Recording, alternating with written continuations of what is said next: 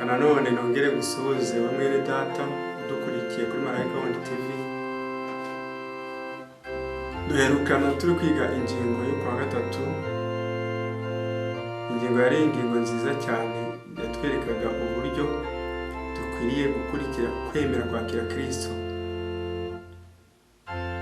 Rero reka bagezeho n'ingingo yo kwa kane itubwira ngo kuba indahemuka ku itegeko rya Kristo. Kuba indahemuka ku itegeko rya Kristo.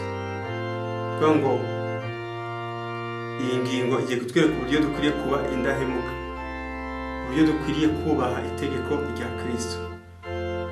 Reka dusenge Imana. Mwungere mwiza w'ubugingo bwacu, turagushimye, turaguhimbaje, izina ryawe ryubahwe. Tugushimiye ko wabanye natwe mu minsi ishize, ukaba uduhamagara amazima uyu munsi ubuye icyubahiro.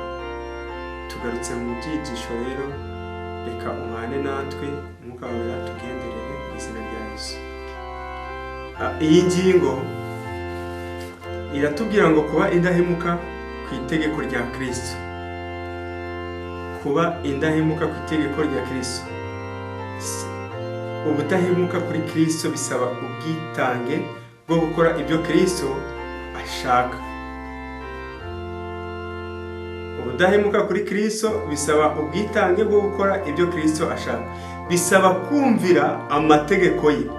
Ingaruka ziba ko umutima wawe uterera mu wa Kristo mu gukiza abahabiye kure, maze tugashira imbere iby'ingenzi kurusha ibindi. Soma urwa mbere rwa Timoteyo igice cya 3:3-4 n'urwa kabiri rwa Petero igice cya 3 umurongo wa 9. Ngo aya magambo ari kutwereka uburyo tudakwiriye guhemuka. Dukwiriye kuba indahemuka, tukubaha itegeko rya Kristo. Ese iyi mirongo itubwira iki ku mutima w'Imana? Ese ni ikihe agira nyambere? Imana ikiraje ishinga ni ugukiza abantu. Ubushake bwayo ni uko bose bakwihana kandi bakamenya ukuri. Rwa mbere rwa Timoteyo igice cya 2:4. Ingeri y'umwami Yakobo ntishaka ko hagira n'umwe urimbuka, ahubwo ko bose bihana. Iri sezerano ngo umwami Imana ntitinze isezerano ryayo nkuko bamwe bari bitekereza, nkuko babyumva. Oya, ahubwo ngo Imana data twese twihanganira kugira ngo hatagira n'umwe urimbuka. Ariko mu magambo abanza muri iki gice cya 3 cyo rwa kabiri rwa Petero igice cya 3:8 baravuze ngo mumenyereze ngo umunsi umwe, ngo iyi minsi ngo ntikabaswe ko umunsi umwe ku Mana ari nk'umwaka, kandi umwaka ari nk'umunsi umwe ku Mana. Niyo mpamvu basoje bavuga ngo Imwami Imana ntitinze isezerano ryayo, itwihanganira kugira ngo hatagira n'umwe urimbuka. Rero mu gusobanura uyu murongo, ubusobanuro bwa Bibiliya bw'Abadventiste munsi wa 7 bugaragaza ko ijambo ry'ikigiriki ryakoreshejwe kuri ishaka ari burumayi, risobanura gukururwa ku bwenge, nko gushaka cyangwa kwifuza. Ubusobanuro nanone bwakoze iri shishoza rikomeye kuri jambo ryoroheje, ariko ijambo ry'ikigiriki rivuga ariko ni ara, aho ryakoreshejwe mu gushimangira guhabana byihabya mu busobanuro butangwa ku Mana. Bavuga ko hari abashaka ko barimbuka, ndetse no kuri kuvuga ko ishaka ko bose bakwihana. Ubusobanuro bwa Bibiliya umuzingo wa 7 paji 615. Itegeko rya Yesu. Iri ni itegeko rya Yesu. Iyi ngingo iri kutwereka uburyo bwo kuba indahemuka ku itegeko rya Kristo. Ko itegeko rya Yesu ko buri umwe wese agomba kwinjira mu murimo wo guhamya urukundo rwe, ubuntu bwe, ndetse n'ukuri kwe, n'igihamya ko yifuza ko inyoko umuntu yose yakizwa. Aya magambo itegeko rya Yesu ko buri umwe wese agomba kwinjira mu murimo wo guhamya urukundo rwe, ubuntu bwe ndetse n'ukuri kwe. Ni igihamya ko yifuza ko inyokomuntu yose yakizwa. N'ubundi barongera batwibutsa ku ngingo yo kwa gatatu itwereka yuko twe dukwiriye guhamya urukundo rwe. Rero ntabwo tuzahamya urukundo rwe natwe tutarugira. Icya mbere ni ugushaka urwo rukundo. Twamara kurushaka, nta rundi ni Kristo, kwakira Kristo mu mibereho yacu, none natwe tukaribwira abandi. Ngo soma Ibyakozwe n'Intumwa 13:47 ugereranye na Yesaya 49:6. Kuva mbere uyu murongo ureba nde? Mbese intumwa Pawulo yawukoresheje ite? Hari igihe ubuhanuzi bwo mu isezerano rya kera bwavugaga ku gihe kirenze kimwe. Aha intumwa Pawulo afata ubuhanuzi bwarebaga bwa mbere Isirayeli bunahishura Mesiya.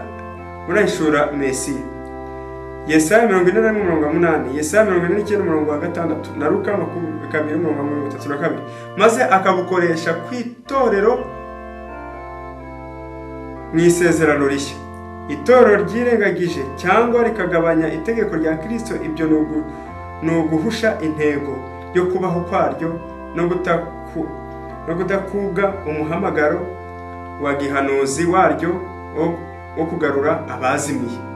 Ni ukuvuga ngo iri tegeko ritubahirijwe neza rikava ku murongo ukarikura ku murongo, kuvuga ngo bivuze neza yuko uba ukuye itorero mu isezerano ryayo. Mbese ni akahe kaga itorero ku isi yose ryahura nako, ndetse n'itorero ryo ku rwego rwo hasi igihe ryiyitayeho ubwaryo maze rikibagirwa umugambi waryo ku bandi?